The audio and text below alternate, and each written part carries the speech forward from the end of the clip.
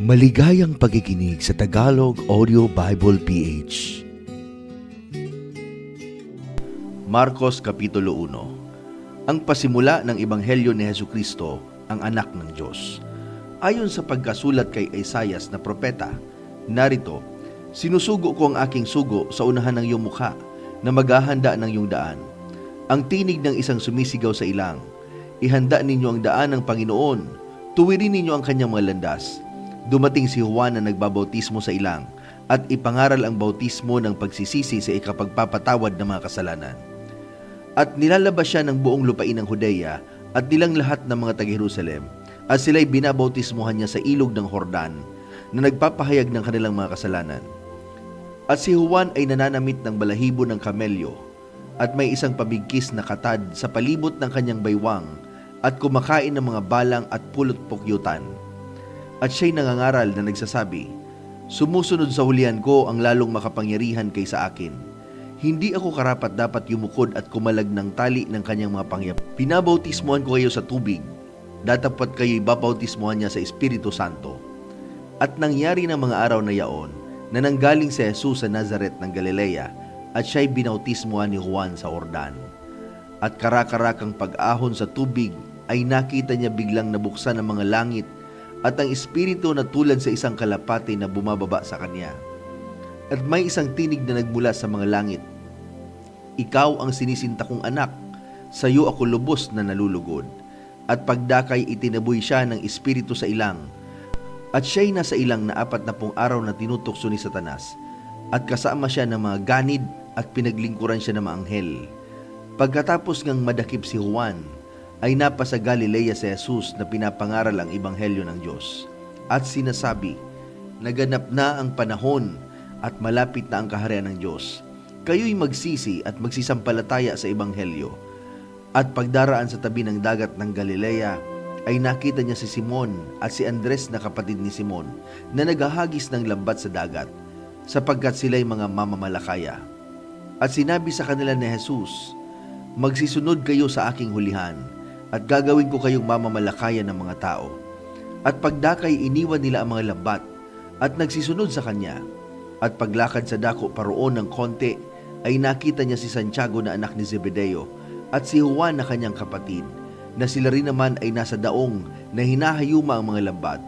At pagdakay kanyang tinawag sila, at kanilang iniwan sa daong ang kanilang amang si Zebedeo, na kasama ng mga aliping upahan at nagsisunod sa kanya.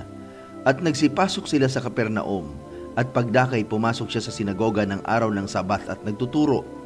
At nagtaka sila sa kanyang aral, sapagkat sila'y tinuturuan niyang tulad sa may kapamahalaan at hindi gaya ng mga eskriba.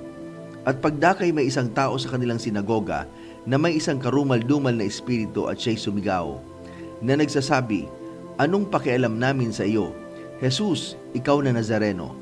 Naparito ka ba upang kami puksain? Nakikilala kita kung sino ka, ang banal ng Diyos. At sinaway siya ni Jesus na nagsasabi, tumahimik ka at lumabas sa kanya. At ang karumal-dumal na espiritu, nang mapangatal niya siya at makapagsisigaw ng malakas na tinig, ay lumabas sa kanya. At silang lahat ay nagtaka. Sila ay nagtatanungan na sinasabi, ano kaya ito? Isang bagong aral yata. May kapamahalaang naguutos pati sa mga karumal-dumal na espiritu, at siya'y tinatalima nila. At lumipana pagdaka ang pagkabantog niya sa lahat ng dako sa buong palibot ng lupain ng Galilea. At paglabas nila sa sinagoga, ay nagsipasok pagdaka sa bahay ni Simon at ni Andres, kasama na si Santiago at si Juan. Nakahigangang nilalagnat ang biyan ng babae ni Simon, at pagdakay pinakiusapan nila siya tungkol sa kanya. At lumapit siya, hinawakan niya sa kamay at siya'y itinindig. At inibsan siya ng lagnat at siya'y naglingkod sa kanila. At nang kinagabihan, paglubog ng araw ay kanilang dinala sa kanya ang lahat ng mga may sakit at ang mga inaalihan ng mga demonyo. At ang buong bayan ay nagkatipon sa pintuan. At nagpagaling siya ng maraming may karamdaman ng sari-saring sakit. At nagpalabas ng maraming demonyo. At hindi tinulutang magsipagsalita ang mga demonyo, sapagkat siya'y kanilang kilala. At nagbangon siya ng madaling araw, na malalim pa ang gabi at lumabas, at napasa isang dakong ilang at doon na nalangin. At si Simon at ang mga kasamahan niya ay nagsisunod sa kanya, at siya'y nasumpungan nila. At sinabi sa kanya, hinahanap ka ng lahat. At sinabi niya sa kanila, magsiparoon tayo sa ibang dako ng mga kalapit na bayan, upang ako'y makapangaral din naman doon, sapagkat sa ganitong dahilan ako'y naparito. At siya'y pumasok sa mga sinagoga nila sa buong Galilea, na nangangaral at nagpapalabas ng mga demonyo. At lumapit sa kanya ang isang kitongin, na namamanhik sa kanya, at nanikluhod sa kanya, at sa kanya'y nagsasabi, kung ibig mo ay maaaring malinis mo ako. At sa pagkaawa ay iniunat niya ang kanyang kamay, at siya'y hinipo, at sinabi sa kanya, ibig ko, luminis ka. At pagdakay nawalan siya ng ketong, at siya'y nalinis, at siya'y kanyang pinagbili ng mahigpit, at pinaalis siya pagdaka. At sinabi sa kanya, ingatan mong huwag sabihin sa kanino mang tao ang anuman, kundi yumaon ka at magpakita ka sa saserdote at maghandog ka sa pagkalinis sa iyo ng mga bagay na ipinag-utos ni Moises bilang isang patotoo sa kanila. Datapat siya'y umalis at pinasimulang ipamalitang mainam at ipahayag ang nangyari. Ano pat hindi na makapasok ng hayag si Jesus sa bayan, kundi dumuon sa labas sa mga dakong ilang, at pinagsasadya nila siya mula sa lahat ng panig. Marcos Kapitulo 2. At nang siya'y pumasok uli sa Capernaum, pagkaraan ng ilang araw ay nahayag na siya'y nasa bahay, at marami nagkatipon, ano pat hindi na magkasya, kahit sa pintuan man, at sa kanila'y sinaysay niya ang salita. At sila'y nagsidating na may dalang isang lalaking lumpo sa kanya na usong ng 4. At nang hindi sila makalapit sa kanya dahil sa karamihan, ay kanilang binakbak ang bubungan ng kanyang kinaroroonan, at nang yaoy kanilang masira, ay inihugos nila ang higaang kinahigaan ng lumpo. At pagkakita ni Jesus sa kanilang pananampalataya, ay sinabi sa lumpo, anak, ipinatatawad ang iyong mga kasalanan. Ngunit mayroon doong nakaupong ilan sa mga eskriba at nagbubulay-bulay sa kanilang mga puso. Bakit nagsasalita ang taong ito ng ganito? Siya'y namumusong. Sino ang makapagpapatawad ng mga kasalanan kundi isa, ang Diyos lamang? At pagkaunawa ni Jesus sa kanyang espiritu na sila'y nagbubulay-bulay sa kanilang sarili, pagdakay sinabi sa kanila, bakit binubulay-bulay ninyo ang mga bagay na ito sa inyong mga puso?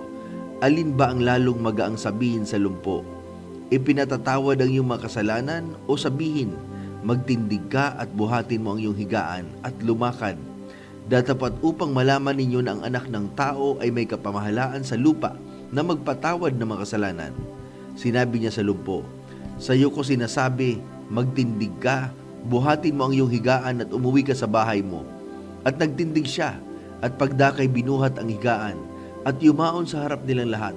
Ano pat nagtaka silang lahat at niluwalhati nila ang Diyos, na nagsasabi, kailan may hindi tayo nakakita ng ganito? At muling lumabas at naparoon siya sa tabi ng dagat, at lumapit sa kanyang buong karamihan, at sila'y kanyang tinuruan. At sa kanyang pagdaraan ay nakita niya si Levi na anak ni Alfeo na nakaupo sa paningilan ng buwis. At sinabi niya sa kanya, sumunod ka sa akin. At nagtindig siya at sumunod sa kanya. At nangyari na siya'y nakaupo sa pagkain sa kanyang bahay, at maraming maniningil ng buwis at mga makasalanang nagsiupong kasalo ni Jesus at ng kanyang mga alagad, sapagkat sila'y marami at sila'y nagsisunod sa kanya. Nang makita ng mga eskriba at mga Pariseo na siya'y kumakain kasalo ng mga makasalanan at ng mga maniningil ng buwis, ay nagsipagsabi sa kanyang mga alagad, ano ito na siya'y kumakain at umiinom na kasalo ng mga maniningil ng buwis at ng mga makasalanan?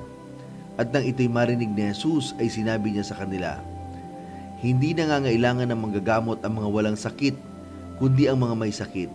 Hindi ako naparito upang tumawag ng mga matuwid, kundi ng mga makasalanan. At nag-aayuno ang mga alagad ni Juan at ang mga Fariseo, at sila'y nagsilapit at sinabi sa kanya, bakit nag-aayuno ang mga alagad ni Juan at ang mga alagad ng mga Fariseo, datapat hindi nag-aayuno ang iyong mga alagad? At sinabi sa kanila ni Jesus, mangyayari bang mag-aayuno ang mga abay sa kasalan, samantalang ang kasintahang lalaki ay sumasa kanila? Samantalang ang kasintahang lalaki ay sumasa kanila, ay hindi sila makapag-aayuno. Datapat darating ang araw na aalisin sa kanila ang kasintahang lalaki, at kung magkagayoy mag-aayuno sila sa araw na yaon. Walang nagtatagpi ng matibay na kayo sa damit na luma. Sa ibang paraan, ang itinagpi ay binabatak ang tinagpian. Sa makatuwid bagay ang bago sa luma at lalong lumalala ang punit. At walang taong nagsisilid ng bagong alak sa mga balat na luma. Sa ibang paraan ay pinupunit ng alak ang mga balat at nabububo ang alak at nasisira ang mga balat, kundi ang alak na bago ay sinisilid sa mga bagong balat. At nangyari na nagdaraan siya sa mga bukiran ng mga trigo ng araw ng Sabat at ang mga alagad niya, samantalang nagsisilakad ay nagpasimulang nagsikitil ng mga uhay. At sinabi sa kanya ng mga Fariseyo, "Narito, bakit ginagawa nila sa araw ng Sabat ang hindi matuwid?" At sinabi niya sa kanila, "Kailanman bagay hindi ninyo nabasa ang ginawa ni David, nang siya'y mga ilangan at magutom, siya at ang kanyang kasamahan, kung paanong pumasok siya sa bahay ng Diyos ng panahon ng dakilang saserdoteng si Abiatar, at kumain siya ng tinapay na itinalaga, na hindi matuwid kainin maliban ng mga saserdote lamang, at binigyan pa rin niya ang kanyang mga kasamahan." At sinabi niya sa kanila, "Ginawa ang Sabat ng dahil sa tao at hindi ang tao ng dahil sa Sabat. Kaya't ang anak ng tao ay Panginoon din naman ng Sabat."